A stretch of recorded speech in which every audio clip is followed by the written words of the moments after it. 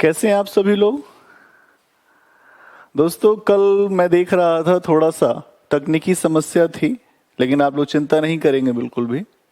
और हमने कल आपको बताया था कि जो मौर्योत्तर काल में जो मूर्ति कला की शैलियां हैं उनके ऊपर आज हमको चर्चा करनी थी। तो मौर्योत्तर काल में आप देखोगे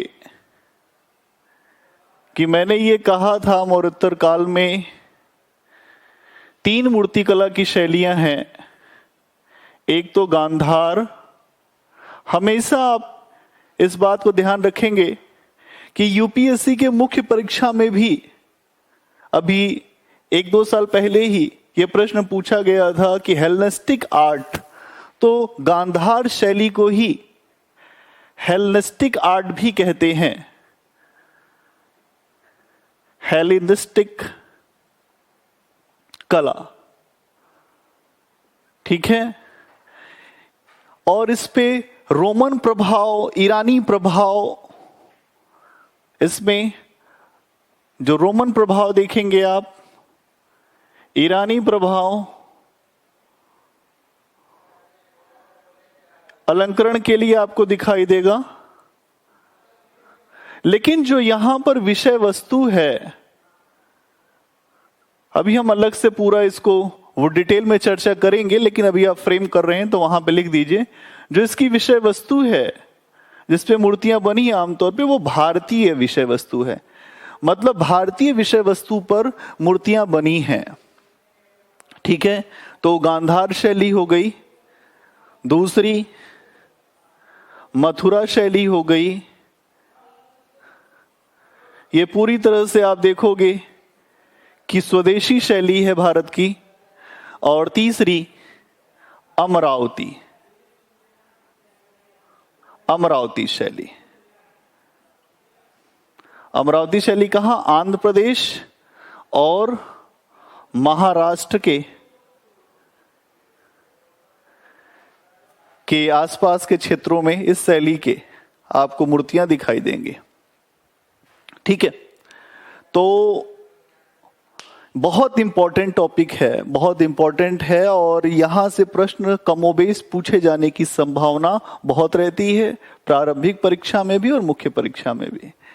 आप लोगों ने अभी 4 तारीख को यूपीएससी का पेपर देखा होगा, तो एंशिएंट इंडिया का जो हिस्सा है उससे भी प्रश्न ज्यादा पूछे गए हैं। दूसरी चीज ये है कि प्रश्न जो पूछे जा रहे हैं वो आपकी अंडरस्टैंडिंग पे भी हैं।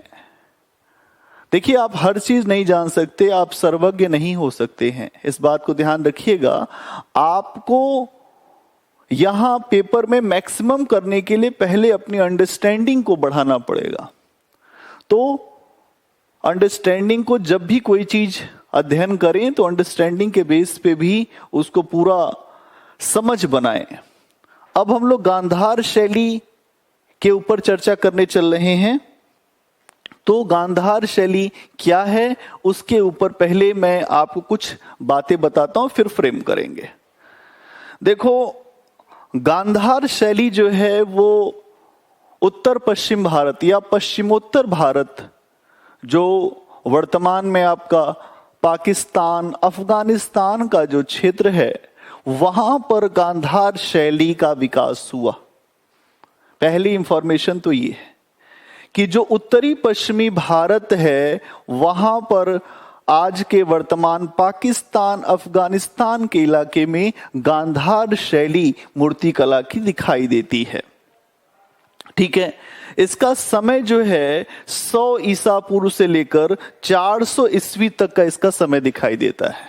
क्या समय दिखाई देता है? 100 ईसा पूर्व से लेकर 400 ईस्वी तक इसका समय दिखाई देता है।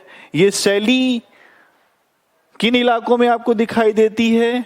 अफगानिस्तान, अफगानिस्तान प्लस पाकिस्तान,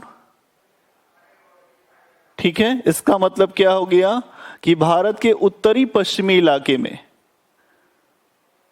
उत्तरी पश्चिमी भागों में ये शैली आपको दिखाई देती है। पहली बात तो ये है कि उत्तरी पश्चिमी भागों में ये शैली दिखाई देती है, वर्तमान के अफगानिस्तान पाकिस्तान के इलाकों में। ठीक, यहां पर जो देखोगे जो मूर्तियों का निर्माण हुआ है वह हमेशा इसमें एक निरंतरता दिखाई देती है और इस शैली का विकास लगातार हुआ है। लगातार भारतीयों के ऊपर भी इसका प्रभाव पड़ा है और जो मूर्तियां बनी हैं उन मूर्तियों के ऊपर गांधार शैली अपनी अमिट छाप छोड़ने में सफल रही है। अब यहां पर बात यह है कि गांधार शैली के क्षेत्र, अभी मैंने आपको जो मोटा मोटा इलाका बताया, अगर आप इसको और डेप्थ में जाना चाहते हो तो आप समझोगे कि गांधार, बामियान, जलालाबाद, बैक्ट्रिया, ये सब अफगानिस्तान में है। इसको इधर से वो मिटा देते हैं, फिर आप देखोगे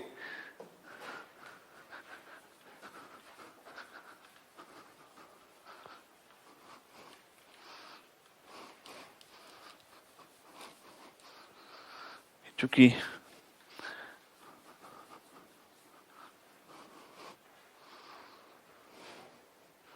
आप यहां देखेंगे कि जो गांधार शैली है, गांधार शैली के जो क्षेत्र हैं इसमें आप देखोगे कि बामियान अफगानिस्तान में है, बैक्ट्रिया, बामियान, बैक्ट्रिया, ठीक है, बामियान, बैक्ट्रिया, गांधार, गांधार जिसकी राजधानी क्या थी, तक्षशिला,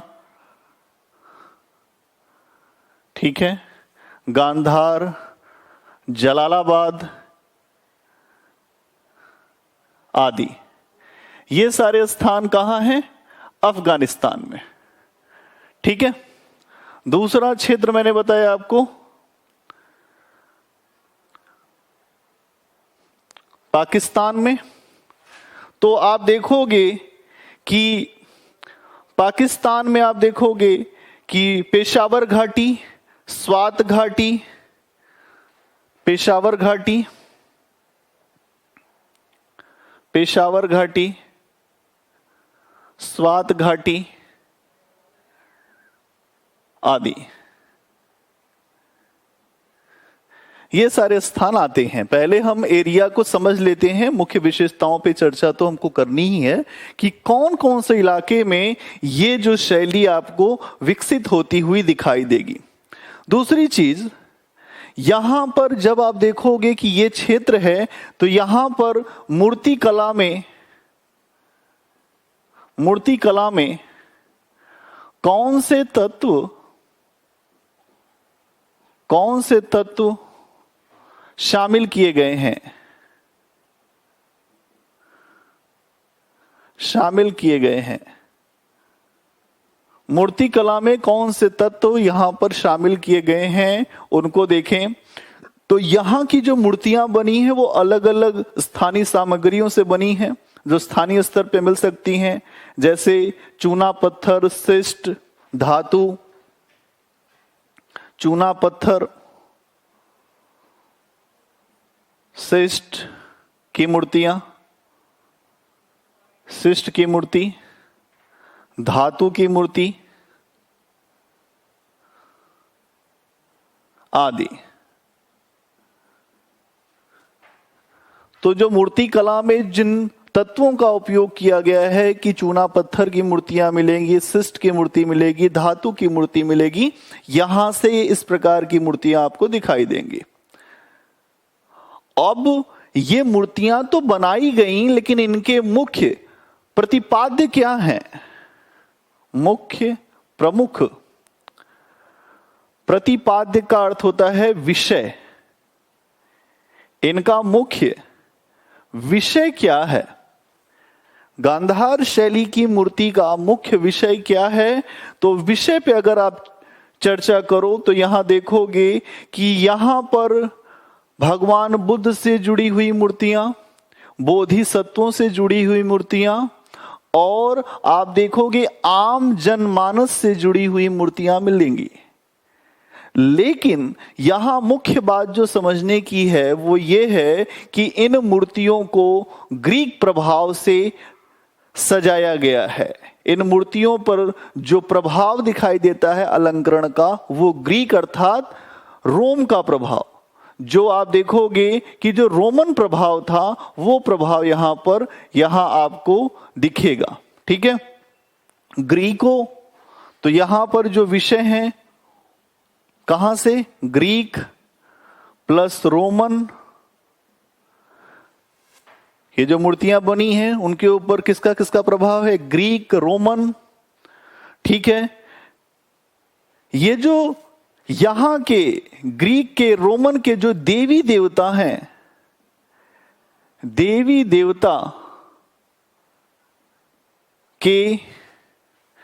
देवता के प्रभाव को स्पष्ट रूप से देखा जा सकता है।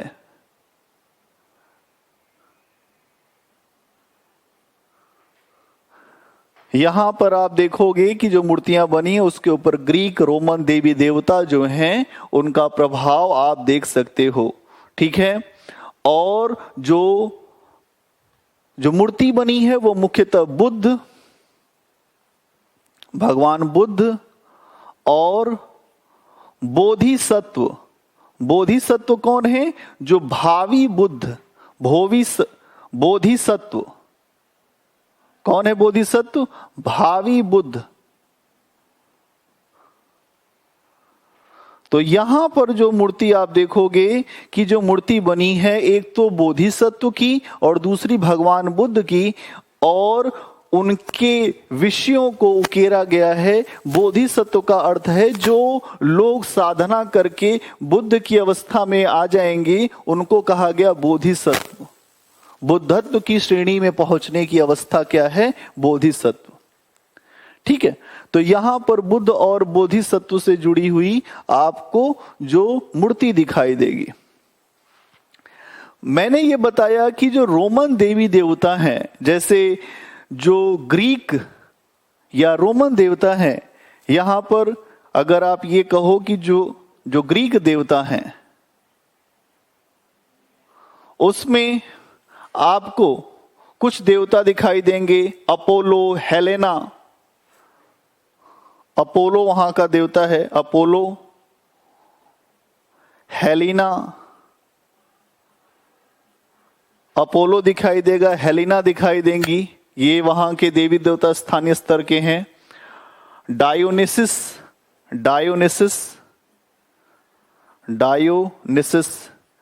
भारत में डायोनिसिस की जो तुलना की गई है वो भगवान शंकर से की गई है।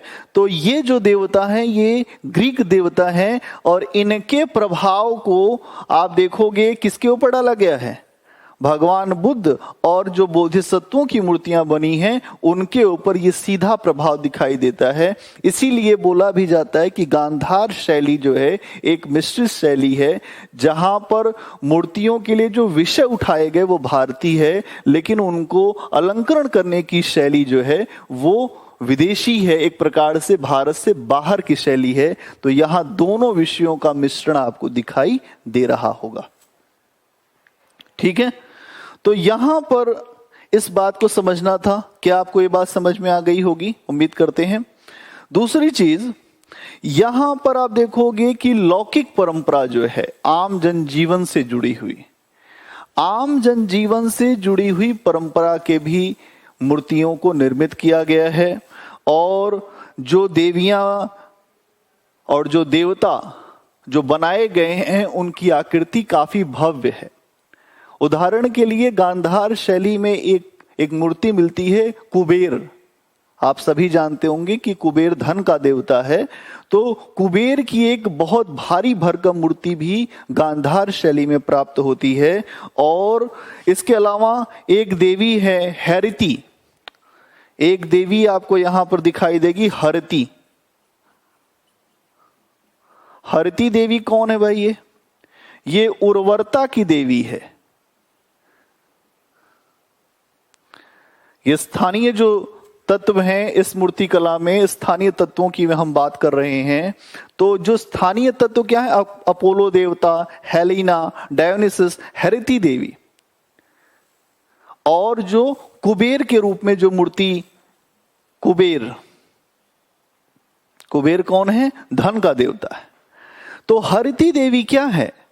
हरती देवी उर्वरता को रिप्रेजेंट करती है, और यहां आप देखोगे कि उसे कई बच्चों के साथ दिखाया गया है। ये जो हरती देवी है, यहां पर ये गांधार शैली में हरती देवी की जो मूर्ति है स्थानीयता की ओर प्रदर्शित करती है, स्थानीयता को रिप्रेजेंट करती है, और उसे कई बच्चों के साथ अंकित किया गया है। इसका मतलब धरती हमारी उर्वरता की देवी है, ये हम सब मानते हैं।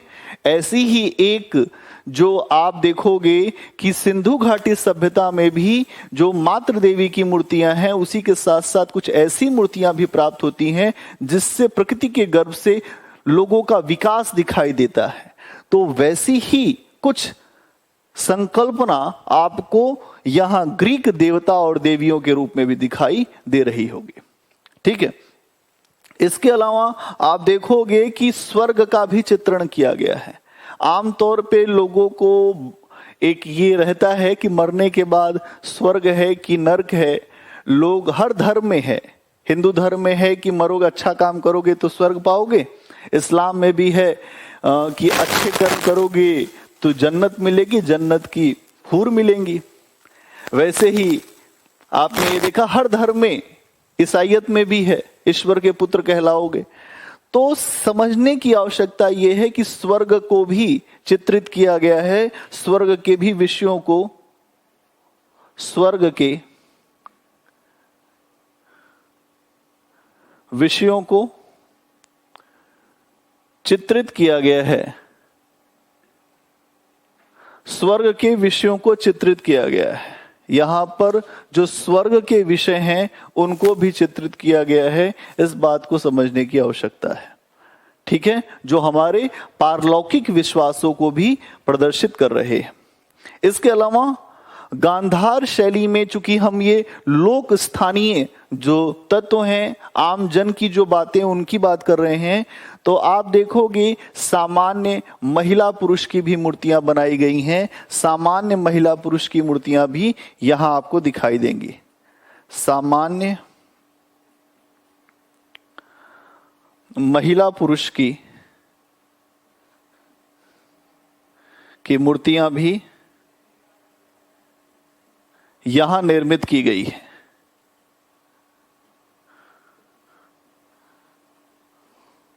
सामान्य महिला पुरुष की मूर्तियां भी निर्मित की गई हैं गांधार शैली में। ठीक है। और ये जो सामान्य महिला पुरुष की जो मूर्तियां हैं, इसमें आप देखोगे कि आमतौर पे महिलाओं की जो मूर्तियां हैं उनके शारीरिक जो उनकी बनावट है उसको बहुत बेहतर रखने का प्रयास किया गया है। आमतौर पे जो एक सुंदर नायिका जिस तरह से दिख सकती है उसको यहाँ पर चित्रांकित करने का प्रयास किया गया है। तो शारीरिक जो बनावट है, शारीरिक सौष्ठव को बेहतर रखने का प्रयास इन मूर्तियों में किया गया है। और महिलाओं का जो सबसे पसंदीदा चीज क्या होता है? सौंदर्य। मतलब सौंदर्य के जो प्रसाधन होते हैं उनका इस्तेमाल करना। तो महिलाओं को सौंदर्यता, उनकी सुंदरता को भी बेहतर करने का प्रयास किया गया है और उनको साज सज्जा से परिपूर्ण दिखाया गया है। कुछ ऐसे चित्र हैं जहां महिलाएं शराब का सेवन कर रही हैं। ऐसा लग रहा है कि प्याला है, उसमें सुरा है और अंगूर है। ऐसे चित्र हैं कि जहां पर अंगूर रखे हुए, अंगूर खा रहे हैं लोग, और उसमें महिलाएं हैं आमतौर पे, और उसमें प्याला है, प्याले से कुछ पी रहे हैं। तो प्याले को और क्या कहते हैं? चषक। एक शब्द आता है हिंदी में, चषक मतलब होता है प्याला।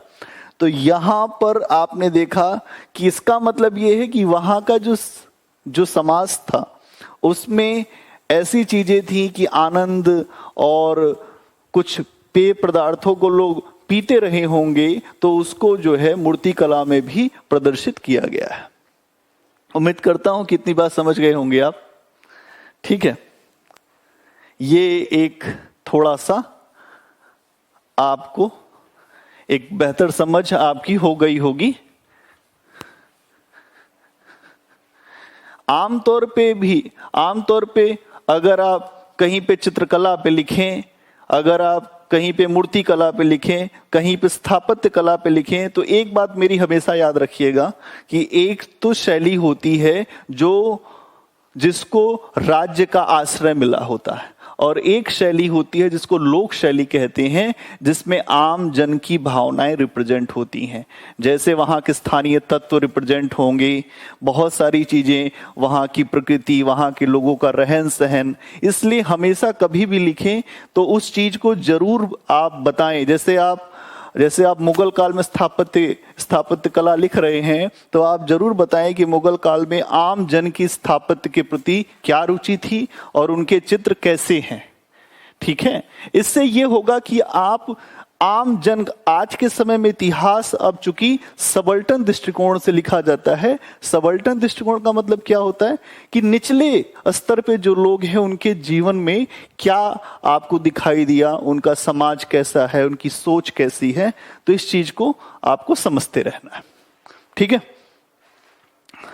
अब बुद्ध की जो मूर्तियां हैं,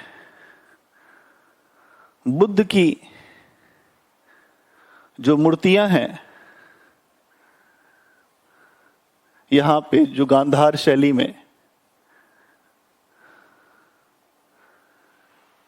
क्योंकि मुझे उम्मीद है कि इस पे आपको हमेशा प्रश्न आपको मिलने की संभावना है, इसलिए थोड़ा सा गांधार को, मथुरा को, अमरावती को अच्छे से बिल्कुल एकदम एक एक बात समझ लो।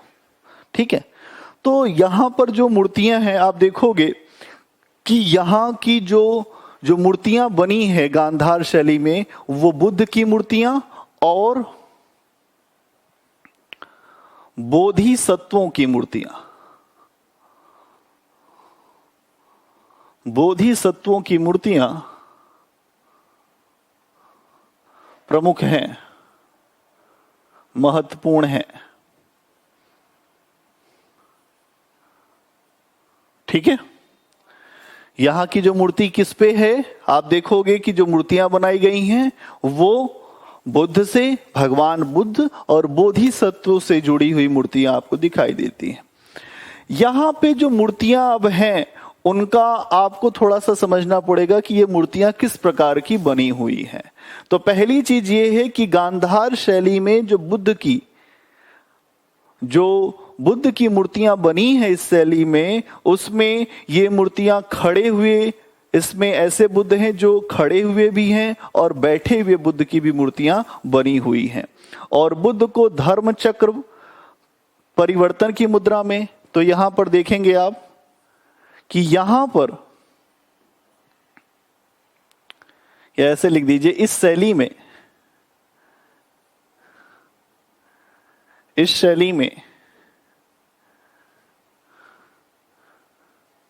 में बुद्ध की मूर्तियां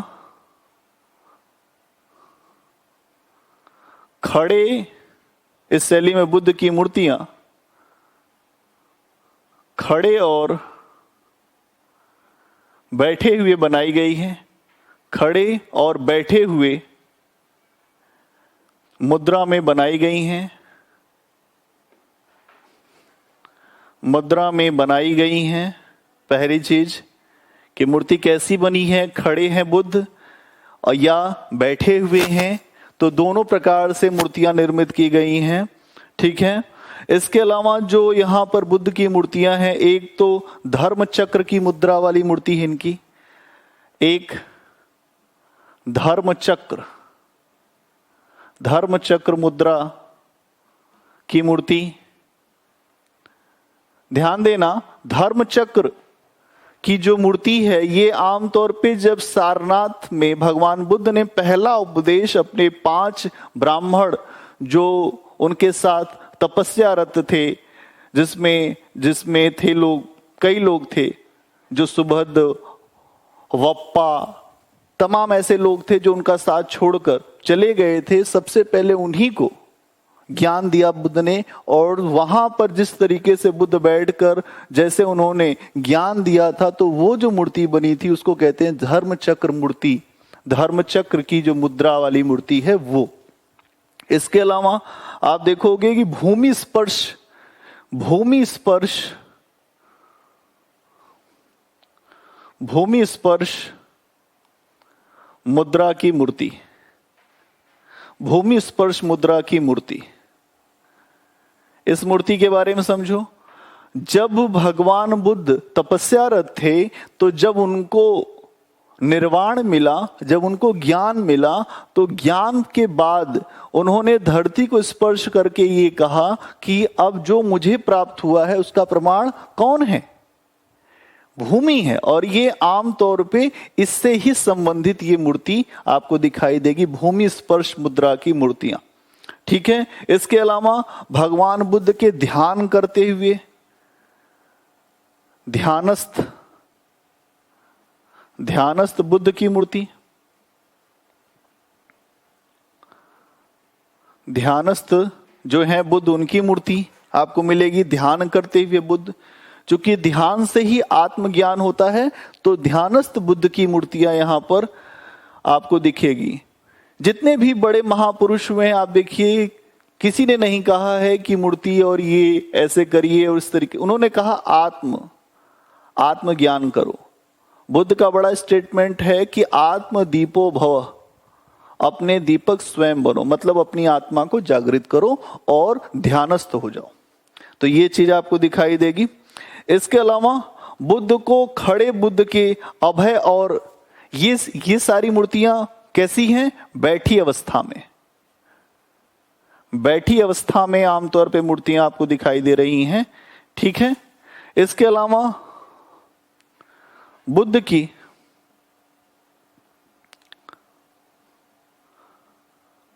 खड़े रूप की मूर्तियां,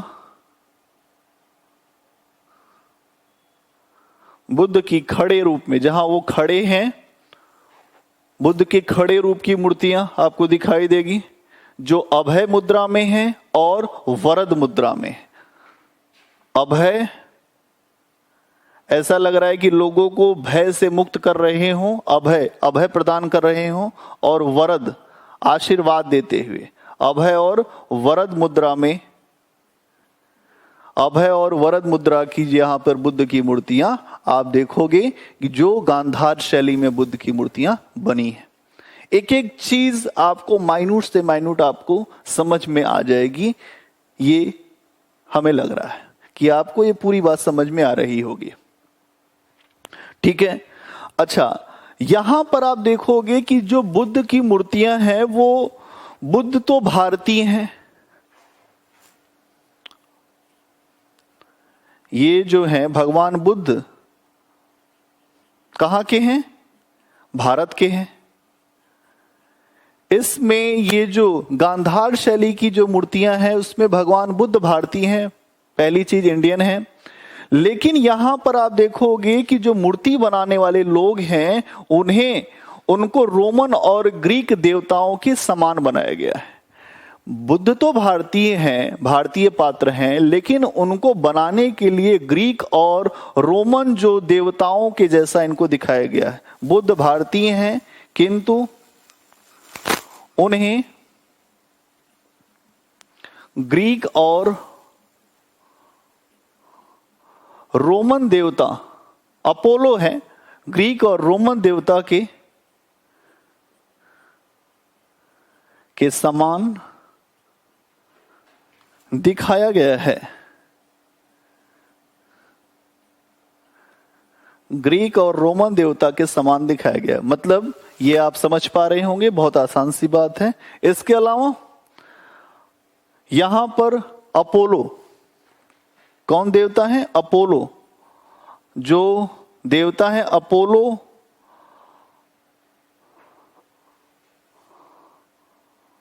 अपोलो के समान,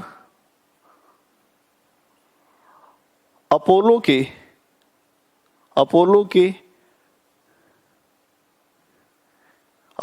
के जो मुख के समान यहां पर है, बुद्ध की जो मुख है वो अपोलो जो देवता है, जो ग्रीक देवता है, उसके मुख के समान ही भगवान बुद्ध के मुख को बनाने का प्रयास किया गया है।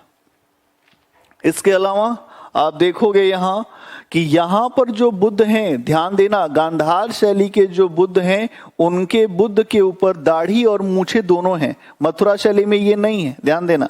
गांधार शैली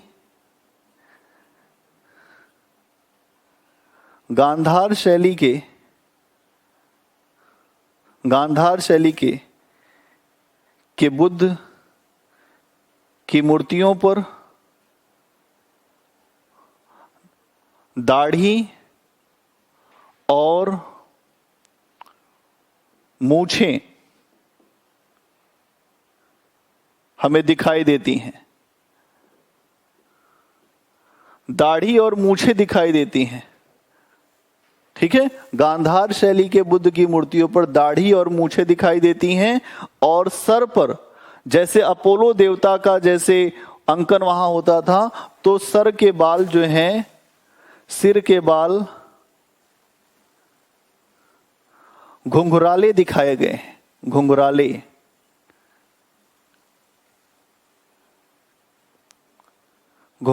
दिखाए गए। ध्यान देना कि सिर के बाल कैसे दिखाए गए हैं भगवान के, तो ये भगवान बुद्ध के बाल सिर के घुंघराले दिखाए गए हैं। ये सीधा प्रभाव जो ग्रीक और रोमन प्रभाव के रूप में आप देख सकते हो, ठीक है। इसके अलावा जो बुद्ध ने कपड़े पहने हुए हैं उसके ऊपर सिलवटें दिखाई दे रही हैं। बुद्ध के कपड़ों पर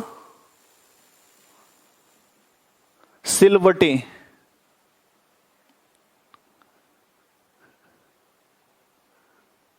ये क्या होता है सिलवट? जब कोई आप कपड़ा पहनते हैं वो अलग अलग स्थानों पे वो मुड़ जाए, उसमें इस तरह से आकृति आ जाए, ऐसे ऐसे, तो ये इसको क्या कहते हैं? सिलवट। तो बुद्ध के कपड़ों पर सिलवट दिखाई देती है, लगता है कि बहुत बारीक कपड़ा है, वो कई स्थानों से मुड़ा हुआ है, वो चीज यहां पर दिखती है ना। तो बुद्ध के कपड़ों पर यहां पर सिलवटें दिखाई देती हैं। इसके अलावा आप देखोगे कि यहां के जो बुद्ध की मूर्तियां हैं, इसको नोट कर लिया होगा आपने,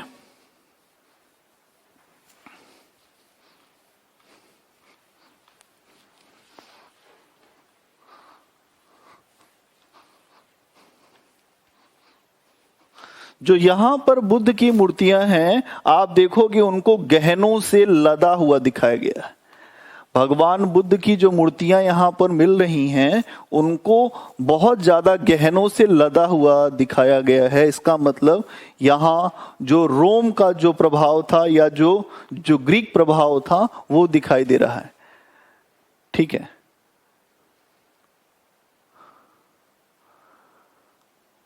जो बुद्ध की मूर्तियों को गहनों से या आभूषणों से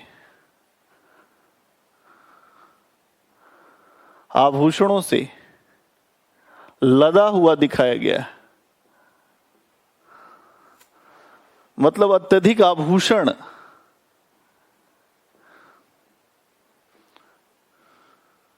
ठीक है। बुद्ध की मूर्तियों को गहनों या आभूषणों से लदा हुआ दिखाया गया है, ठीक है। और कुछ ऐसे प्रतीक हैं, ऐसे चिन्ह हैं जो रोमन प्रभाव को अभिव्यक्त करते हैं। जटिल प्रतीकों को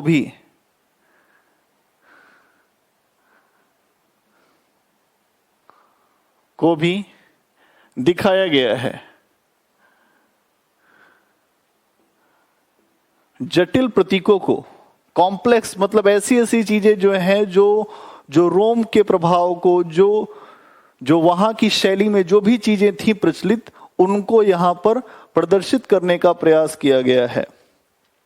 इसके अलावा जो सबसे महत्वपूर्ण बात है वो ये है कि बुद्ध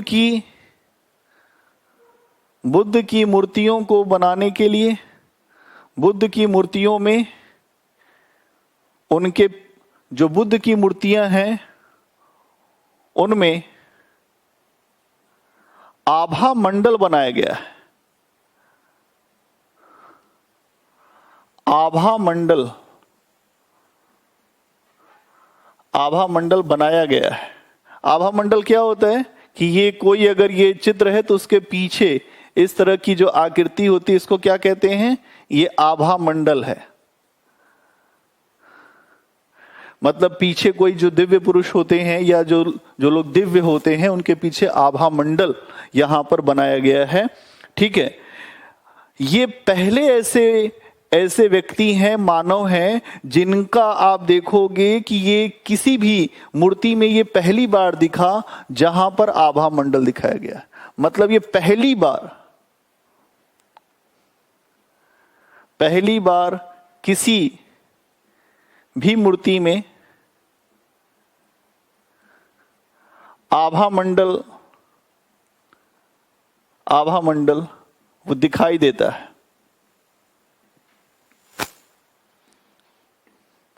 ठीक है, तो वो भगवान बुद्ध की मूर्ति थी जिसमें आभा मंडल दिखाई देता है। और ये जो आभा मंडल है, ये जो प्रभा मंडल है, ये देखोगे कि इसको सादा रखा गया है। कोई इस पे ये नहीं है कि बहुत ज्यादा भर दिया गया है। आभा मंडल को या ये जो प्रभा मंडल है उसको सादा रखा गया है। भगवान बुद्ध हैं, ध्यान में हैं और उनके पीछे एक आभा मंडल है, एक प्रभा मंडल है, जिससे उनका ये दिखता है कि ये दिव्य आत्मा है या दिव्य पुरुष के रूप में इनको दर्शाया गया है। ठीक है, ये तो जो मूर्तियां हुई जिनकी बात अभी आप समझ रहे थे, ये सारी विशेषता भगवान बुद्ध की मूर्तियों में मिलती हैं जो वहां पर निर्मित की गई है। ठीक,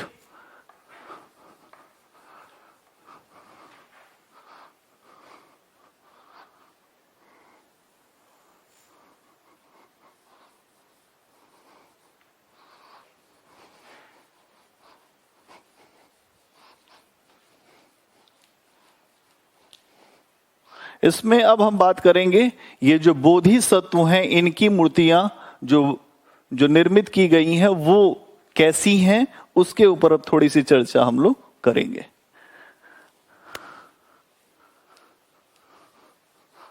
कि बोधिसत्व की मूर्तियां ये कैसी हैं। ठीक है, तो बोधिसत्व की जब आप मूर्ति देखोगे तो यहां पर आपको समझना पड़ेगा कि बोधिसत्व की मूर्तियां किस प्रकार की। ठीक है, इसमें देखो बोधिसत्व की जो मूर्तियां, इसका मतलब क्या है, बोधिसत्व कौन है, भविष्य में जो साधक भगवान बुद्ध की परंपरा में भविष्य के जो लोग बुद्ध होंगे, जो अपनी साधना को आगे करते रहेंगे और बुद्ध की अवस्था पहुंचेंगे, तो उनको क्या कहा गया, बोधिसत्व। ठीक है, तो बोधिसत्व की भी यहां पर खड़ी और बैठी हुई, बोधिसत्वों की भी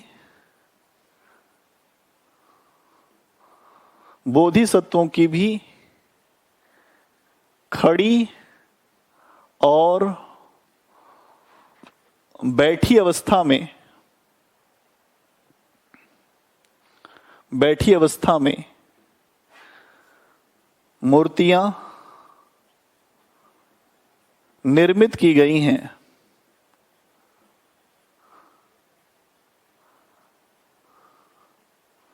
ठीक है, बोधिसत्वों की खड़ी और बैठी अवस्था में मूर्तियां निर्मित की गई हैं, इस बात को समझ लें।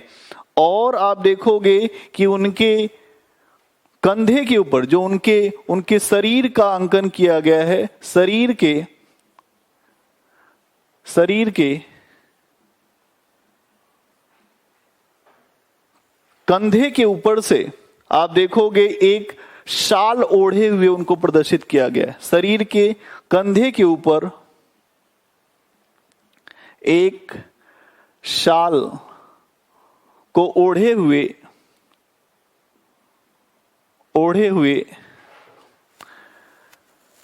प्रदर्शित किया गया है। शाल को ओढ़े हुए प्रदर्शित किया गया है कि जो शरीर के कंधे के ऊपर एक शाल नुमा एक पूरा जो यहां पर स्ट्रक्चर दिखाई देता है, एक ऐसा यहां मूर्तियां बनाई गई हैं कि वो शाल को ओढ़े हुए हैं। ठीक है, और उनके सिर को कंधों तक आप देखोगे लहरदार बनाया गया है। मतलब उनके सिर और सिर और कंधों को जब आप देखेंगे, सिर और कंधों को देखेंगे, तो उनके सिर और कंधों तक लहरदार बाल को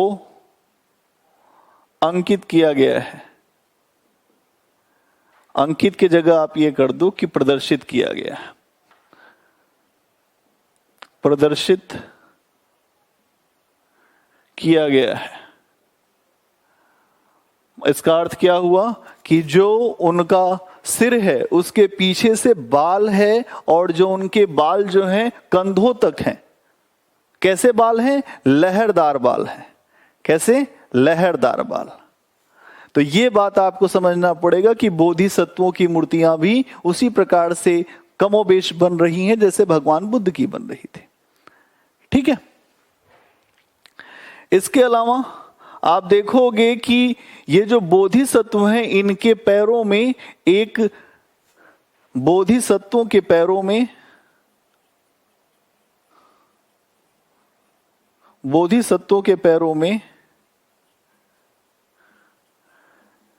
चप्पल नुमा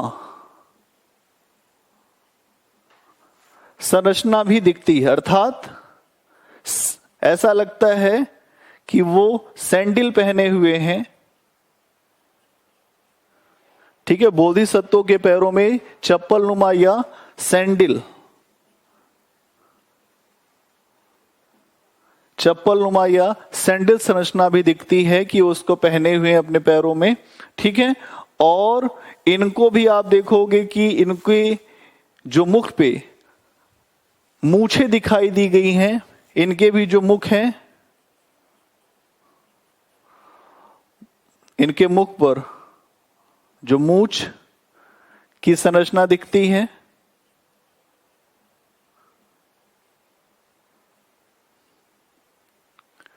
ठीक है। जो मूछ की संरचना दिखती है, और इनका शरीर जो है काफी बलिष्ठ बनाया गया। इनके शरीर को काफी बलिष्ठ बनाया गया। शरीर को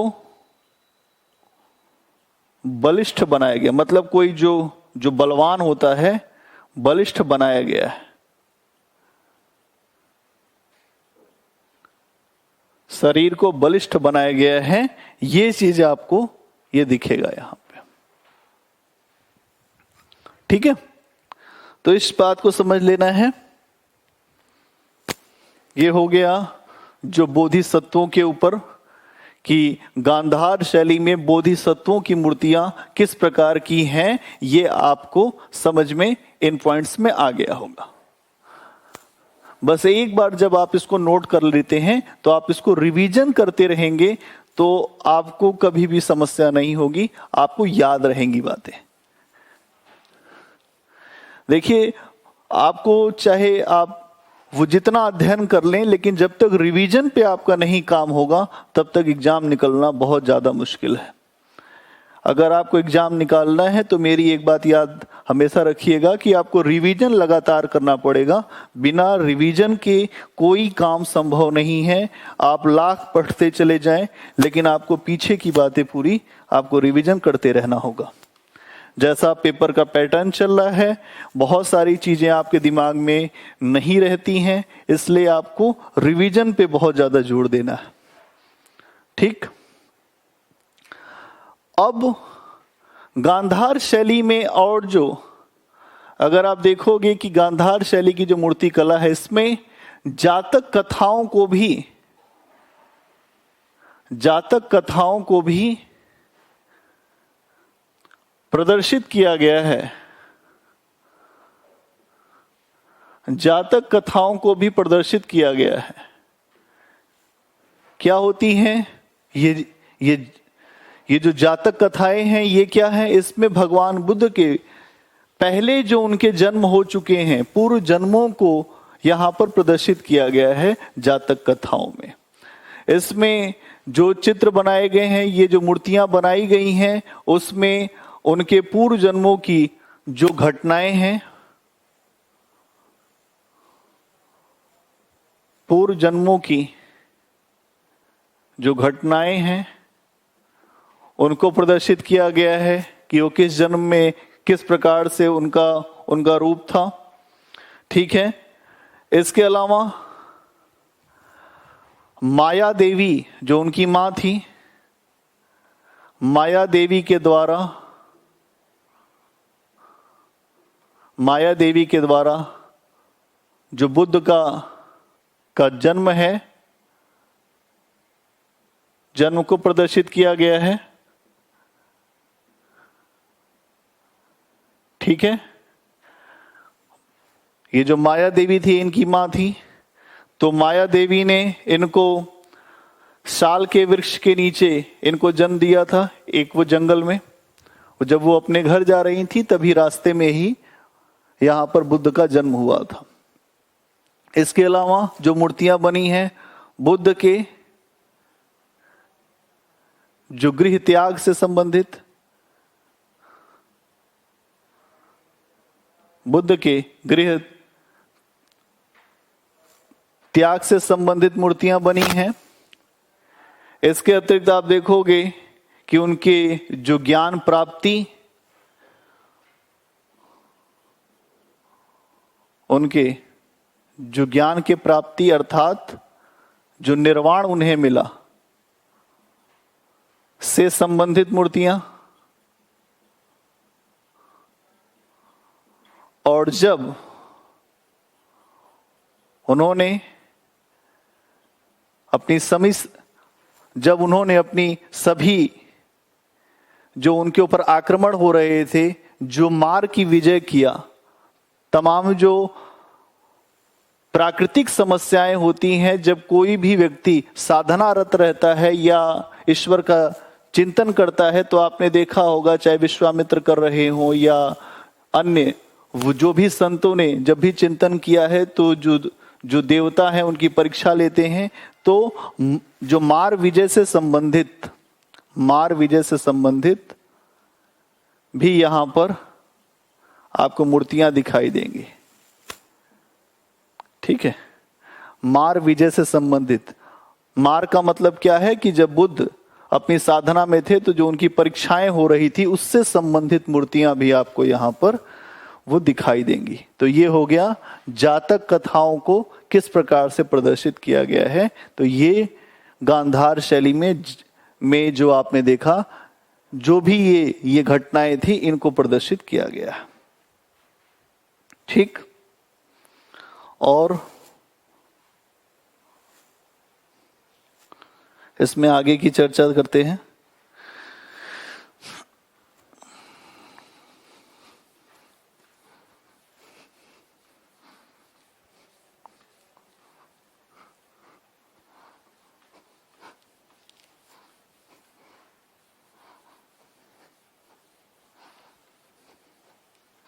इसमें अब आप देखेंगे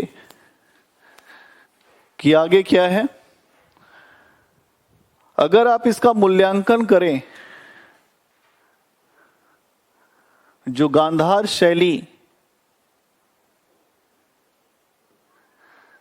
का अगर आप एक मूल्यांकन करें, तो आप देखेंगे ये जो शैली है इसमें जो आपको प्रभाव दिखाई देगा, यहां पर आप देखोगे कि रोमन प्रभाव, ईरानी प्रभाव और स्थानीय प्रभाव। यहां पे रोमन जो ग्रीक है, ठीक है, इसके अलावा ईरानी, ठीक है, का प्रभाव दिखाई देगा।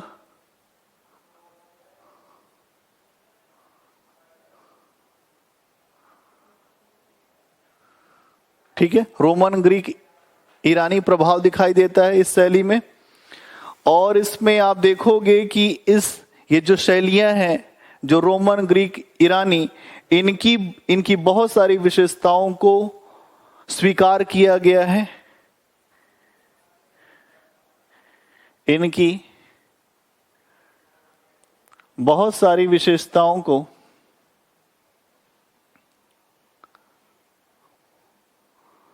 स्वीकार किया गया है।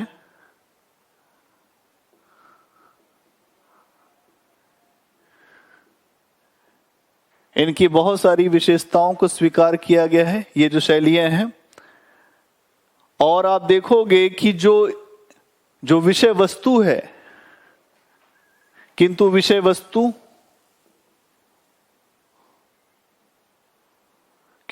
वस्तु भारतीय है। किंतु विषय वस्तु कैसी है? भारतीय है। भगवान बुद्ध, बोधिसत्व, इनसे जुड़े विषय वस्तु हैं। ठीक है। यहां पे जो मूर्तियां आपको प्राप्त होती हैं गांधार शैली में, उनका शरीर चित्रण, वस्त्र विन्यास, यहां पर आपको जो उनका शरीर है, जो वस्त्र विन्यास है आदि में एक प्रकार का एक ऐसापन दिखाई देता है कि जो बिल्कुल जो नेचुरल होता है वो दिखाई देता है। ठीक है। यहां पर आपको प्रभाव कैसा दिखाई देता है? जो शरीर है वस्त्र विन्यास में आपको नेचुरल, जैसे प्राकृतिक जो रूप से लोग होते हैं वैसा ही दिखाया गया है। वो स्वाभाविक पक्षों को उठाने का प्रयास किया गया है, उसी प्रकार से यहां पर आपको प्रदर्शित आपको दिखेगा। इसके अलावा आप देखोगे कि चाहे वो भगवान बुद्ध की मूर्ति हो, बोधिसत्व की मूर्ति हो, या लोक जीवन से संबंधित मूर्तियां हो, उसमें उभार पक्ष को बहुत ज्यादा अच्छे तरीके से दिखाया गया है। चाहे बुद्ध की मूर्ति हो या जो बोधिसत्व की मूर्ति हो, और लोक जीवन से संबंधित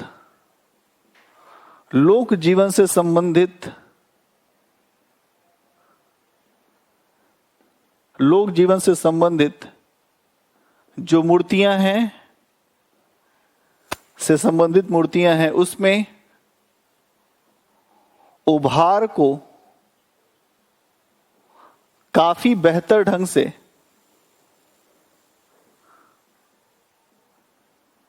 से वो दिखाया गया है।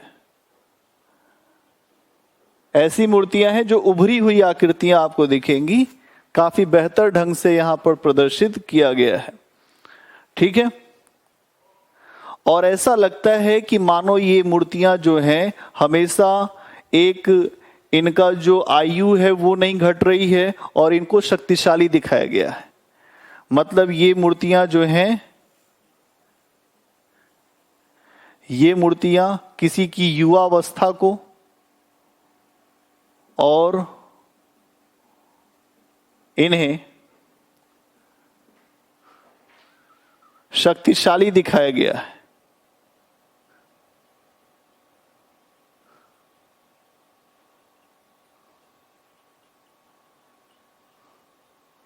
ठीक है। ये मूर्तियां आमतौर पे हैं कैसी कि यहां पर ऐसी मूर्तियां बनी हैं जो ये लगता है कि अभी कोई जो युवा व्यक्ति हो उसकी मूर्ति हो, और उन्हें शक्तिशाली दिखाया गया है कि वो बलिष्ठ हैं और उनके अंदर अपार शक्तियां हैं। इस बात को भी प्रदर्शित किया गया है गांधार शैली में। तो ये पूरा एक निष्कर्ष हो गया। ठीक है। जो गांधार शैली का निष्कर्ष ये आपको दिखाई देगा। ठीक, इस प्रकार से ये आपकी गांधार शैली जो है यहां पे समाप्त होती है।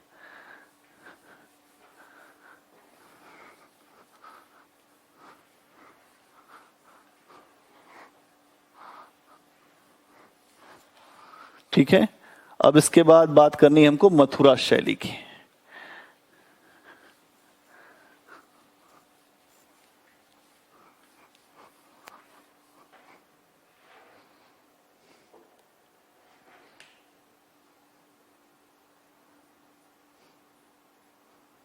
ठीक है। मथुरा शैली,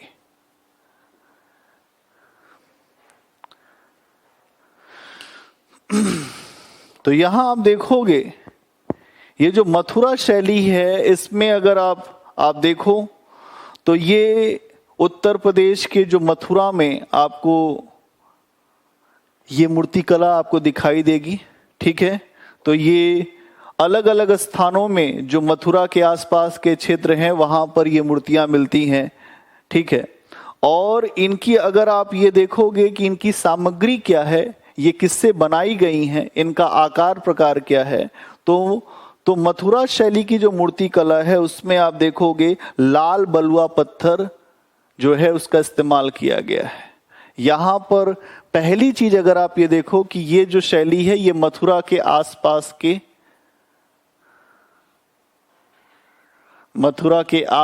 के क्षेत्रों में फैली है, पहली चीज। ठीक है, मथुरा के आसपास के क्षेत्रों में फैली है, जिसमें बहुत सारे स्थान हैं। कटरा,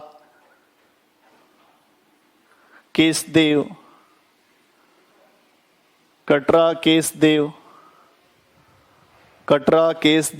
जो गोविंदगढ़,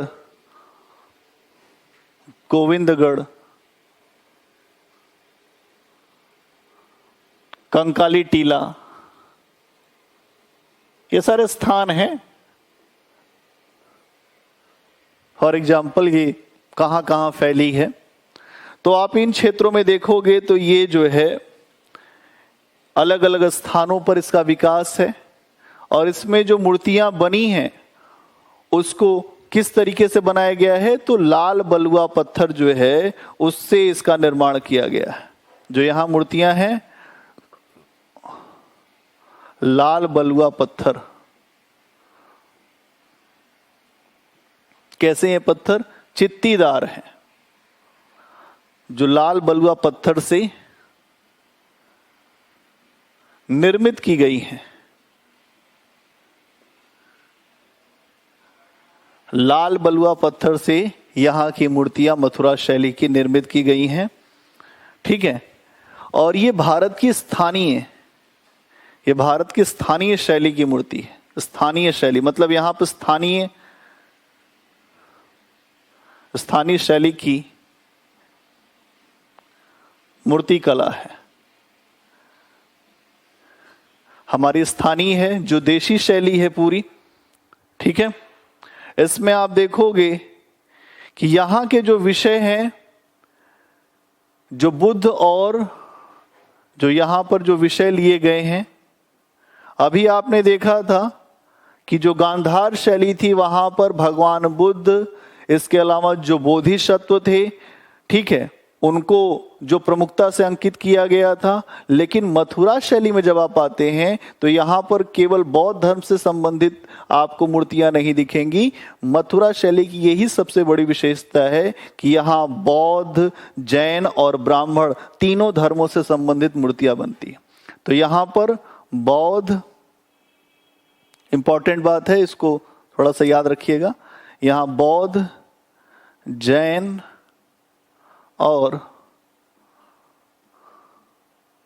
जो ब्राह्मण धर्म से संबंधित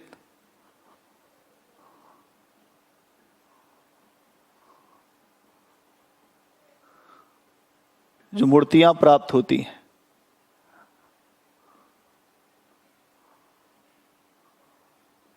ठीक है, यहां पर बौद्ध, जैन और ब्राह्मण धर्म से संबंधित मूर्तियां प्राप्त होती हैं।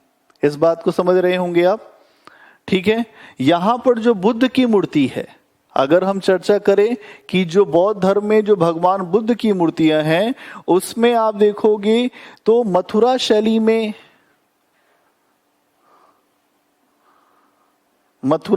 में जो बुद्ध की मूर्तियों की विशेषता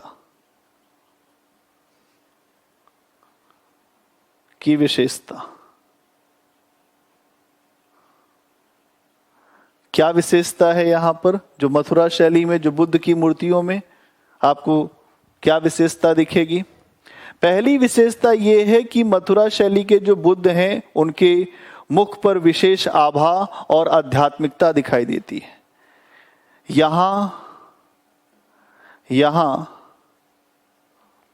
यहां बुद्ध के मुख पर जो विशेष आभा दिखाई देती है, आभा का मतलब वही होता है प्रभा मंडल, आभा और आध्यात्मिकता, स्पिरिचुअलिटी, आध्यात्मिकता, आध्यात्मिकता दिखाई देती है। ठीक है, यहाँ की जो मूर्तियां हैं वो कैसी हैं? भगवान बुद्ध की जो मूर्ति है उनके मुख पर विशेष आभा और आध्यात्मिकता दिखती है। इसके अलावा उनका जो आभा मंडल है वो बहुत ज्यादा हमको प्रभावित करता है और एक ऐसा लगता है कि कोई मतलब बहुत बड़ा एक जो संत हो, योगी हो, उसको यहाँ पर एक तरह उसी तरीके से ही जो प्रदर्शित करने का प्रयास किया गया है कि किसी बड़े योगी को दिखाने का प्रयास किया गया है।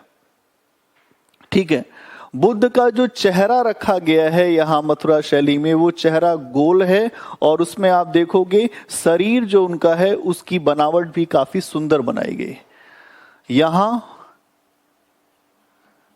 यहां बुद्ध का चेहरा जो गोल रखा गया है और शरीर की बनावट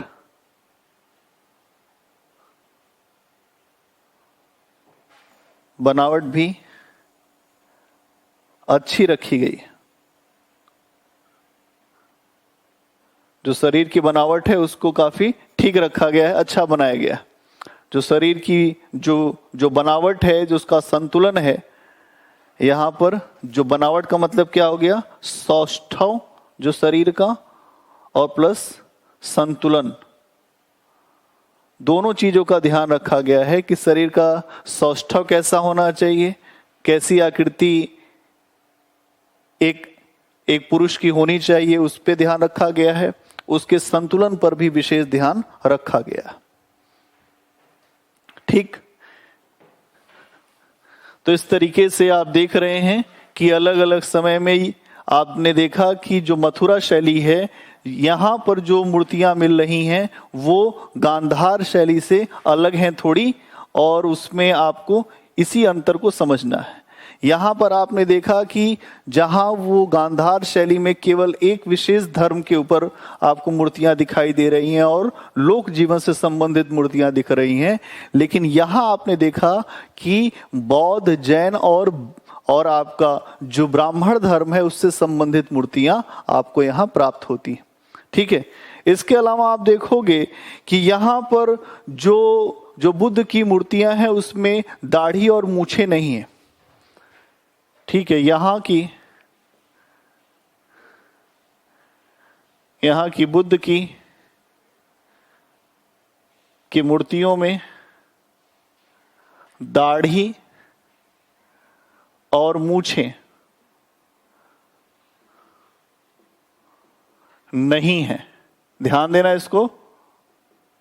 तो ये एक अंतर है, बड़ा अंतर है। वहां आपने देखा था कि बुद्ध की मूर्ति में दाढ़ी और मूछें थी और यहां पर दाढ़ी और मूछें बुद्ध की मूर्ति में आपको नहीं दिखाई देगी। ठीक है, और जो बुद्ध को किसी सिंहासन पर आमतौर पर भगवान बुद्ध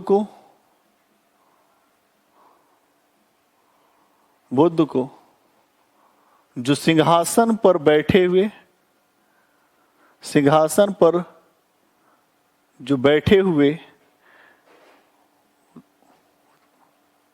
उनको दिखाया गया है। सिंहासन पर बैठे हुए उनको दिखाया गया है कि वो किसी सिंहासन पर बैठे हुए हैं, उस चीज को दिखाया गया है। ठीक है, और यहां पर जो बुद्ध की मूर्तियां मिलती हैं वो लगभग सभी मुद्राओं में बुद्ध की मूर्तियां मिलती हैं।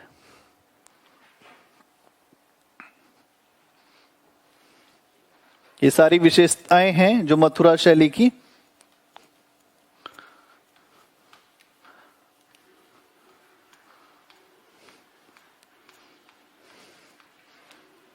अगली विशेषता जो है वो ये है कि यहां पर सभी मुद्राओं में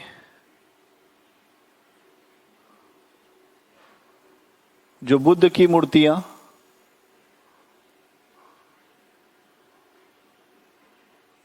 मूर्तियां प्राप्त होती हैं। आप देखोगे कि यहां पर जो बुद्ध की अलग अलग मुद्रा है, चाहे वो अभय मुद्रा हो, वरद मुद्रा हो, या वो आपने देखा था कि जो वो धर्म चक्र की मुद्रा हो, तो अलग अलग मुद्राओं में यहां पर बुद्ध की मूर्तियां ये प्राप्त होती हैं। ठीक है। इसके अलावा एक खास बात यह है कि यहां की मूर्तियों पर तिथि को भी अंकित किया गया है। तिथि को भी अंकित किया गया है। जो यहां की मूर्तियां हैं उसके ऊपर वो डेट लिखी हुई है, जिससे ये पता चलता है कि ये मूर्तियां कब बनी हैं। ठीक है। और उचित तिथि क्रम का इससे हमको जानकारी प्राप्त होने लगती है। तो ये खास बात ये है, इसको इंपॉर्टेंट कर लेना, कि यहां पर ये जो मूर्तियां हैं उसमें वो तिथियों का अंकन भी किया गया है, जिससे ये पता चलता है कि ये मूर्ति कब की बनी है। ठीक है। और मथुरा शैली में जो भगवान बुद्ध की मूर्तियां हैं, उन मूर्तियों में आप देखोगे कि भावों की एक वो सहजता, भावों की कल्पना और अलंकरण पूरी तरह से भारतीय है। यहां के बुद्ध की मूर्तियों में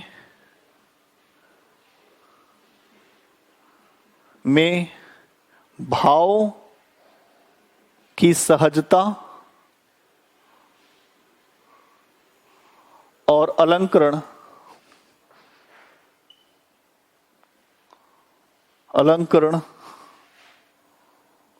पूरी तरह से भारतीय है। अभी आपने जो गांधार शैली में देखा था कि वहां की जो मूर्तियां बनी हैं उसमें जो अलंकरण किया गया था, मूर्तियों को सजाने के लिए जो भी चीजें रखी गई थी, वो पूरी तरह से आपको जो उस पे विदेशी प्रभाव दिखाई देता था, जो ग्रीक और रोमन प्रभाव दिखता था। लेकिन यहां मथुरा शैली में भावों की जो सहजता है, जो अलंकरण है, वो पूरी तरह से भारतीय है। ठीक है। और यहां इसीलिए ये जो मथुरा शैली में जो भी मूर्तियां आपको मिली हैं, लगभग हर स्थान पर एक समान मूर्तियां मिली हैं। मथुरा शैली में जो मूर्तियां प्राप्त हुई हैं, जो मूर्तियां जो मिलती हैं, वो हर स्थान पर लगभग एक समान दिखती हैं, लगभग एक समान वो दिखाई देती है, एक समान दिखाई देती है। आप देखोगे कि मथुरा शैली में जो मूर्तियां मिलती हैं लगभग हर स्थान पे एक समान दिखाई देती हैं। क्यों? क्योंकि यहां पर एक ही जो विषय वस्तु को रखा गया है और पूरी तरह से भारतीय शैली यहां पर आपको दिखाई देगी। भगवान बुद्ध के जो वस्त्र हैं, इसमें आप देखोगे बहुत कसे हुए वस्त्र, ऐसे वस्त्र उनको ऊपर से अंकित किए गए हैं कि वो कसे हुए वस्त्र हैं। भगवान बुद्ध को तंग वस्त्रों में, ऐसे वस्त्र हैं जो कसे हुए हैं, प्रदर्शित किया गया है।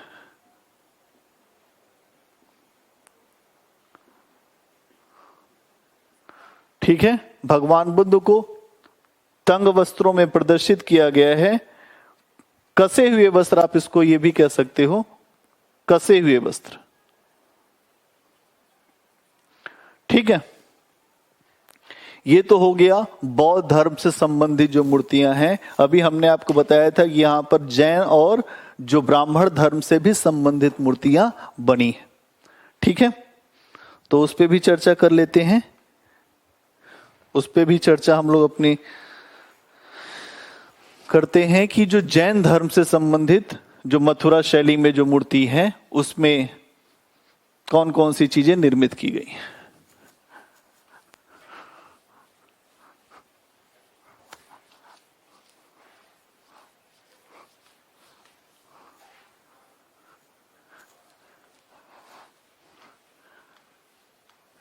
जो मथुरा शैली में इसीलिए आपने देखा कि अलग अलग धर्मों को यहां पर उनसे उनसे जुड़े विषयों को उकेरा गया है, उनसे जुड़े जो विषय हैं उनके ऊपर पूरी बात रखी गई है।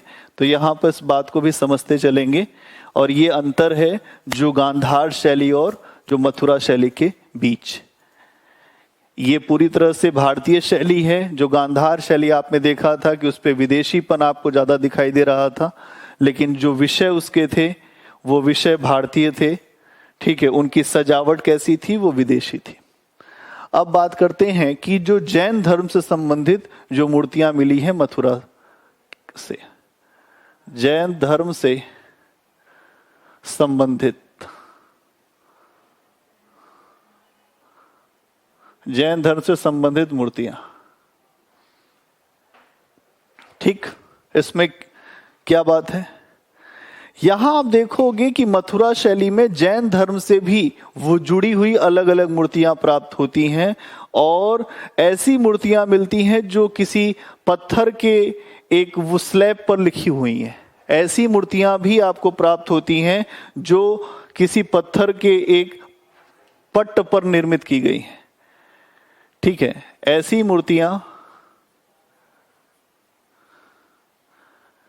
ऐसी मूर्तियां भी प्राप्त होती हैं जो किसी पत्थर के पट्ट पर उकेरी गई हैं।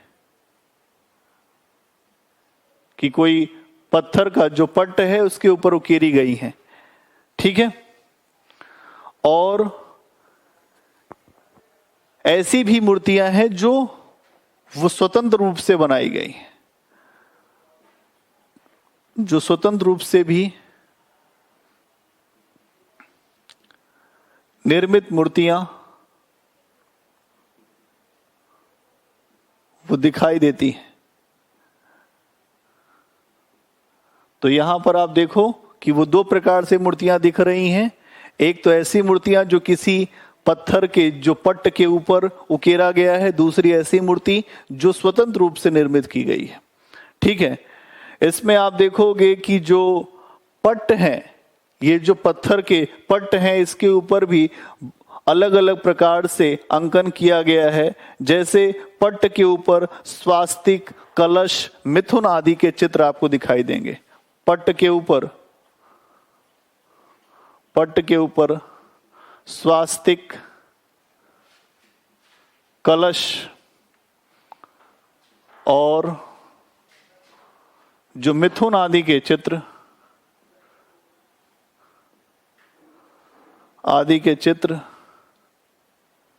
वो दिखाई देते हैं।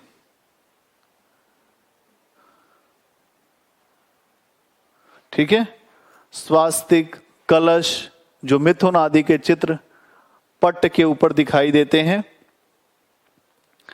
इसके अलावा एक स्थान है कंकाली टीला। कंकाली टीला से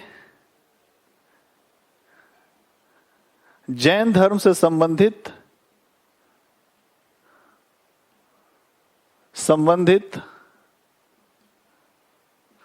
जैन धर्म से संबंधित मूर्तियां प्राप्त होती हैं।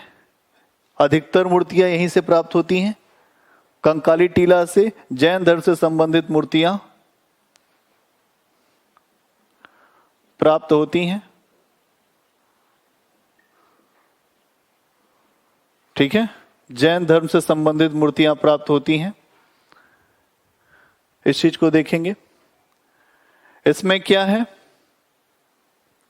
इसमें आप देखोगे कि आदिनाथ जो इनके तीर्थंकर हैं उनसे जुड़े जो मूर्तियों को बनाया गया है, आदिनाथ,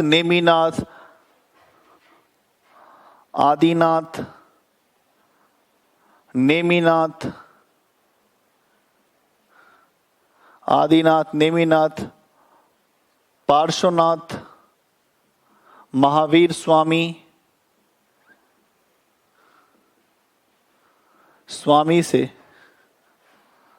संबंधित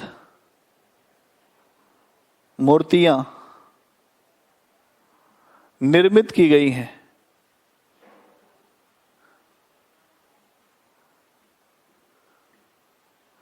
निर्मित की गई है, ठीक है। अलग अलग जो तीर्थंकर हैं उनसे जुड़ी हुई मूर्तियां आपको यहां पर दिखाई देंगी। इसके अलावा यहां पर जो जैन धर्म से संबंधित मूर्तियां हैं उसमें आपको प्रमुख रूप से ऐसी मूर्तियां दिखाई देंगी जैसे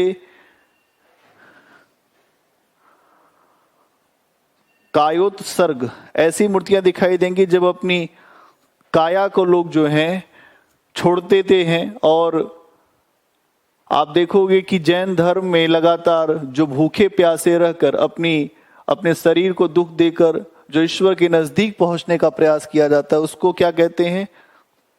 कायोत्सर्ग, ठीक है। इस प्रकार की मूर्तियां भी आपको दिखाई देंगी। पद्मासन की अवस्था में जो लोग हैं, पद्मासन की अवस्था में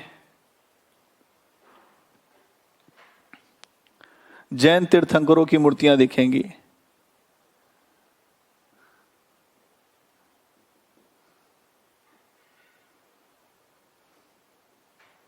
ठीक है।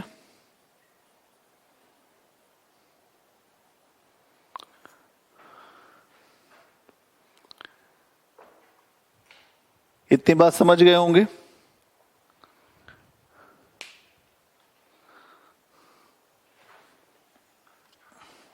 अब बात करते हैं, ये हो गया आपकी जैन धर्म से संबंधित। अब बात करते हैं कि जो ब्राह्मण धर्म से जो संबंधित मूर्तियां हैं वो किस प्रकार से बनी है।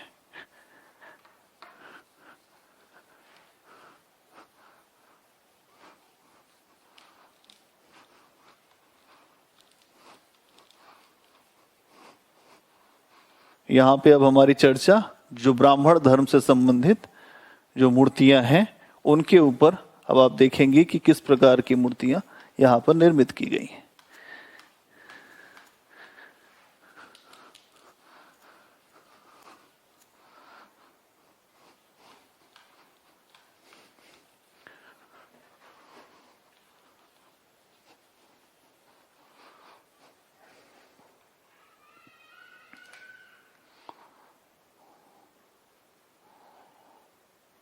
यहां पर समझे ब्राह्मण धर्म से संबंधित।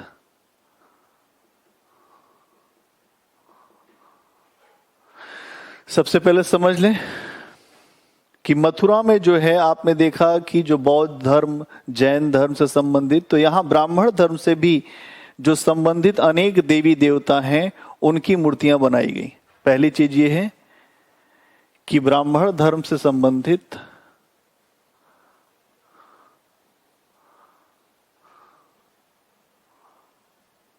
अनेक देवी देवताओं की मूर्तियां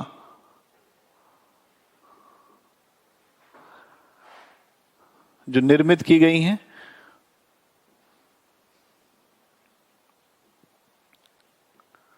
ठीक है।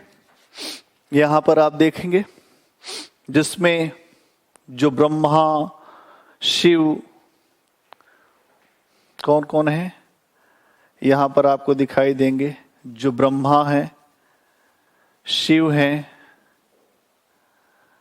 भगवान अर्धनारीश्वर के रूप में आधा शिव जो है वो पार्वती के रूप में और आधा भगवान शिव के रूप में अर्धनारीश्वर की मूर्तियां भी आपको दिखाई देंगी, ठीक है। कार्तिकेय की मूर्ति दिखेगी, कार्तिकेय की मूर्ति। जो गणेश की भी मूर्ति दिखेगी यहां पर आपको, कार्तिकेय, ये गणेश, ठीक है।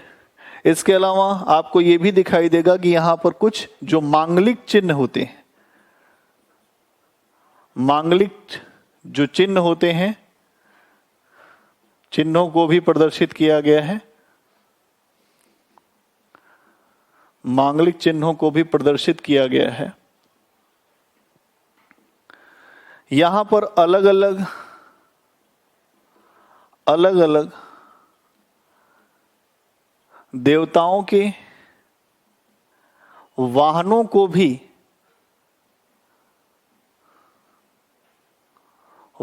को भी वो दिखाने का प्रयास है।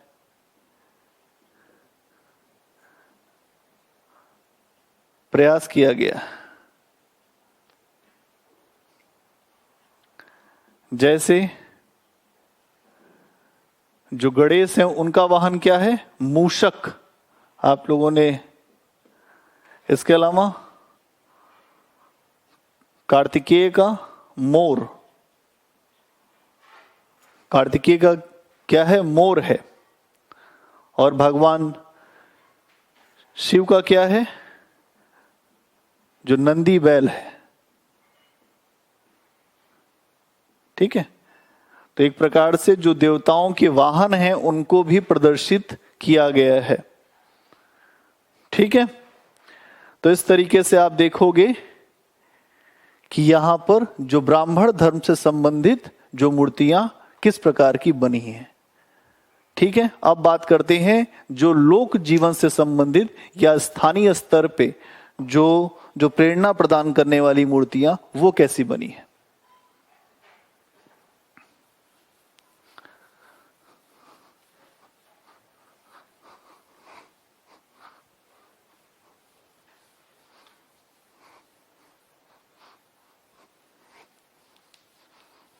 स्थानीय स्तर पे जो मूर्तियां बनी हैं, जो लोक जीवन से संबंधित मूर्तियां अर्थात वो कैसी बनी है मथुरा शैली में।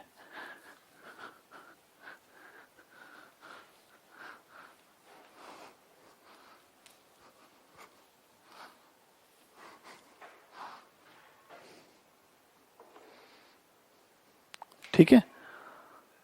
स्थानीय स्तर पर मूर्तियां, स्थानीय स्तर का मतलब क्या हो गया? लोक जीवन, लोक जीवन से संबंधित। लोक जीवन से संबंधित किस प्रकार की मूर्तियां होती हैं? यहां आप देखोगे कि स्थानीय प्रतिमाओं में जो है वो लोक परंपरा के जो लोग थे, जैसे आम जो देवी देवता जो थे स्थानीय स्तर पे, स्थानीय स्तर के जो देवी देवता और आम जन के स्त्री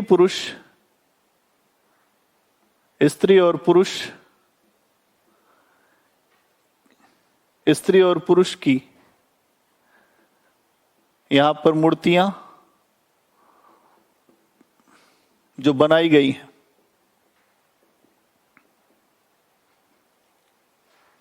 ठीक है। स्थानीय स्तर के जो देवी देवता है और आम जन से जो लोग संबंधित स्त्री और पुरुष हैं उनकी मूर्तियां बनाई गई हैं।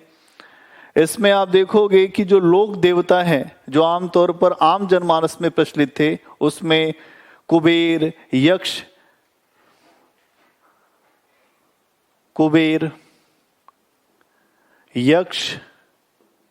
इसके अलावा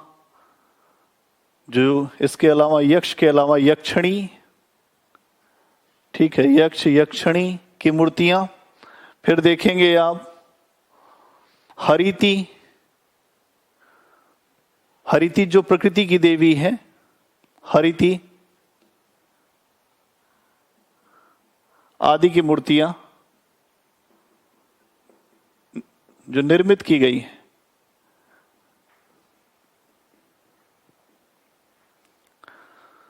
ठीक है। ये कौन है? जो प्रकृति की देवी है।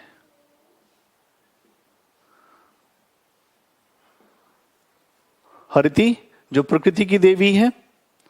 इसके अलावा आप देखोगे कि यहां पर जो पुरुषों की मूर्तियां बनाई गई हैं, जो स्थानीय स्तर पे यहां पर पुरुषों की मूर्तियां जो हैं काफी वो जो भारी भरकम शरीर के साथ बनाया गया है, और वहीं स्त्रियों की जो मूर्तियां हैं उनको विशेष रूप से सुंदर बनाया गया है। पुरुषों की मूर्तियां भारी भरकम बनाई गई हैं, भारी भरकम बनाई गई हैं, और वहीं जो महिलाओं की मूर्तियां हैं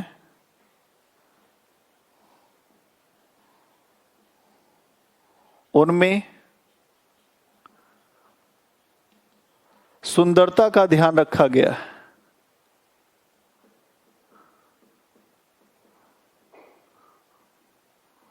अर्थात ऐसी बनाई गई हैं जो हमारे मन को हर ले, मनोहरी बनाई गई हैं। जो महिलाओं की मूर्तियां हैं उसमें सुंदरता का विशेष ध्यान रखा गया है, और जो पुरुषों की मूर्तियां हैं वो भारी भरकम बनाई गई हैं, और यहां पर ये अंतर आपको दिखाई देगा। ठीक है। इसके अलावा आप देखोगे कि बहुत सारी ऐसी महिलाओं के चित्र बनाए गए हैं जो स्नान कर रही हैं, स्नान करती महिलाओं के चित्र बनाए गए हैं। स्नान करती जो महिलाओं की मूर्तियां हैं, स्नान करती महिलाओं की मूर्तियां, स्नान करती महिलाओं की मूर्तियां यहां पर आप देखोगे कि ये झरने के नीचे स्नान कर रही हैं, उनकी मूर्तियां हैं। और जो उनके बाल हैं वो खुले हुए बाल। ठीक है। इसके अलावा जो विशेष रूप से वो संवारे हुए बाल भी बनाए गए हैं।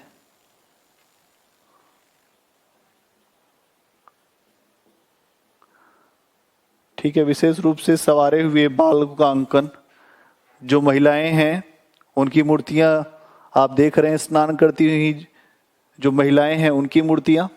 इसके अलावा जो विशेष रूप से जो संवारे हुए बाल है उनकी मूर्तियां भी हैं। ठीक है। और जो वस्त्र हैं वो आम तौर पर पारदर्शी बनाए गए हैं। यहां जो वस्त्र हैं आप देखोगे वस्त्र पारदर्शी हैं। पारदर्शी का आप सब मतलब समझते होंगे कि आर पार दिखता है, वस्त्र पारदर्शी बनाए गए हैं। ठीक है। और ऐसे हैं कि जो हमें अच्छे लगे इस प्रकार का बनाया गया है, कि इंद्रिय ग्राह्य हो, जो हमें अच्छा लगे उस प्रकार के वस्त्र बनाए गए। ठीक है। तो ये हो गया स्थानीय स्तर पे जो मूर्तियां लोक जीवन से संबंधित हैं वो किस प्रकार की थी। तो इसको आपने ऐसे समझा।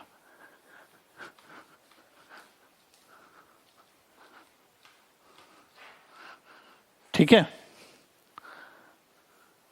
और यहां पर एक और जो प्रकार है वो है धर्मनिरपेक्ष जो मूर्तियों का। यहां पर इसके अलावा स्थानीय स्तर के अलावा धर्मनिरपेक्ष मूर्तियां भी आपको मथुरा शैली में दिखाई देगी, कि जो धर्म से अलग है, धर्मनिरपेक्ष मूर्तियां हैं। यहां पर आप देखोगे कि जो मथुरा में कुषाण शासकों की धर्मनिरपेक्ष मूर्तियां मिलती हैं। मथुरा में कुषाण शासकों की धर्मनिरपेक्ष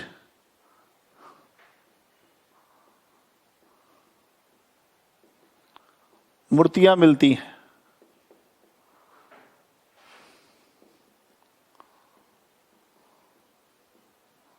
ठीक है। यहां पर धर्मनिरपेक्ष मूर्तियां मिलती हैं जो कुषाण शासकों की हैं। ठीक है।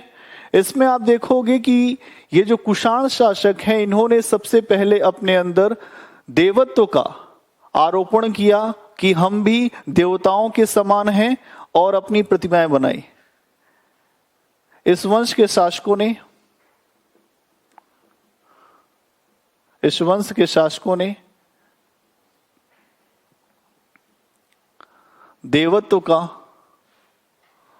आरोपण किया और अपनी मूर्तियां निर्मित करवाई।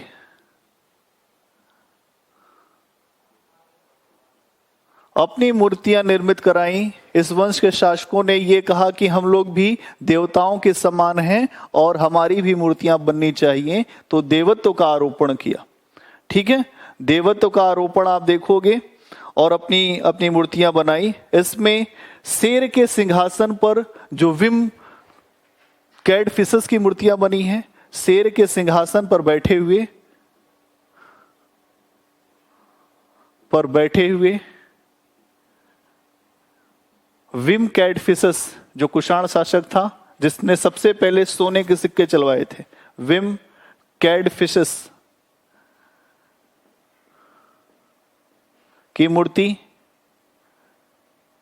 ठीक है, विम कैडफिसस की मूर्ति जो शेर के सिंहासन पर बैठा हुआ है। इसके अलावा कनिष्क की सिर विहीन मूर्ति प्राप्त होती है। सिर विहीन मूर्ति प्राप्त होती है। कनिष्क की सिर विहीन मूर्ति प्राप्त होती है। तो ये जो मूर्ति है जो मथुरा शैली में, वो आपकी धर्मनिरपेक्ष जो प्रारूप है उसको प्रदर्शित कर रही है। अभी तक आपने देखा कि यहां पर आपको मूर्ति आपको जो मिल रही थी जैन धर्म से, बौद्ध धर्म से, इसके अलावा जो ब्राह्मण धर्म से, इसके अलावा आपने देखा कि जो स्थानीय स्तर के जो तत्व थे उनसे संबंधित, फिर उसके बाद आपने देखा कि धर्मनिरपेक्ष प्रकार की मूर्तियां भी यहां पर जो वैरायटी ज्यादा दिख रही है। ठीक है, तो ये मूर्तियां आपको प्राप्त होती हैं। इसके अलावा आप देखोगे कि अगर आप इसका भी एक निष्कर्ष निकालो कि ये जो मथुरा शैली की जो मूर्तियां हैं, इनका अगर आपको निष्कर्ष देखना हो या आप इसको मूल्यांकन करना चाहें, तो आप इसको थोड़ा सा समझें कि अगर आपको इस पे आंसर लिखना होगा तो आप किस तरीके से लिखेंगे। तब आप बताएंगे कि जो मूर्ति निर्माण के लिए जो मथुरा का केंद्र था वो धार्मिक सहिष्णुता का केंद्र था। क्या बात यहां पे है? जो मूर्ति निर्माण के लिए, जो मूर्ति निर्माण के दृष्टिकोण से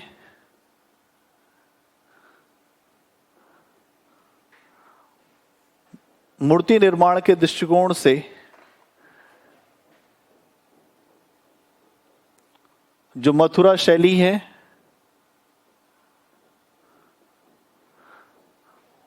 यहां मूर्ति निर्माण के दृष्टिकोण से मथुरा शैली की जो मूर्ति कला है वो धार्मिक सहिष्णुता को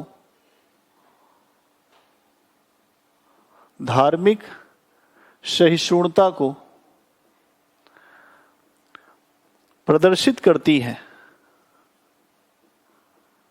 धार्मिक सहिष्णुता को प्रदर्शित करती है। अगर इसके निष्कर्ष पे बात कर रहे हैं हम, ठीक है, धार्मिक सहिष्णुता को प्रदर्शित करती है, क्योंकि आपने देखा कि यहां पर धार्मिक विषयों से जो मूर्तियां हैं ही, इसके अलावा ऐसी भी मूर्तियां बनाई गई हैं जिनका धर्म से कोई संबंध नहीं है। ठीक है, इसके अलावा यहां पर देखोगे कि समाज के जो बहुसंख्यक लोग हैं उनके द्वारा भी इसमें सहयोग किया गया है। समाज के जो बहुसंख्यक लोगों के द्वारा इस शैली में सहयोग किया गया है। ठीक है, समाज के बहुसंख्यक लोगों के द्वारा मथुरा शैली में सहयोग किया गया है और इसीलिए आप देखोगे कि यहां पर जो मूर्तियां हैं वो शासक वर्ग से जुड़ी हुई, जो व्यापारी वर्ग से, जो शिल्पी वर्ग से, हर समाज के अलग अलग जो समूह हैं उनसे जुड़ी हुई मूर्तियां आपको दिखाई देती हैं। और यहां पर यह शैली है वो भारतीयता को अभिव्यक्त करती है। ठीक है, ये शैली भारतीयता को अभिव्यक्त करती है। इस प्रकार आपने मथुरा शैली, जो गांधार शैली, इन दोनों शैलियों को देख लिया।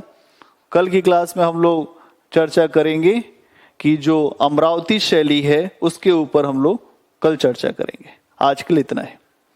धन्यवाद। आप सभी अपना ध्यान रखिए। अगर कोई बात आपको न समझ में आई हो तो आराम से उसको, जब आप एक बार वो लिख लेंगे, जब उसको रिवीजन करेंगे तो आपको समझ में आ जाएगी। ठीक है, थैंक यू।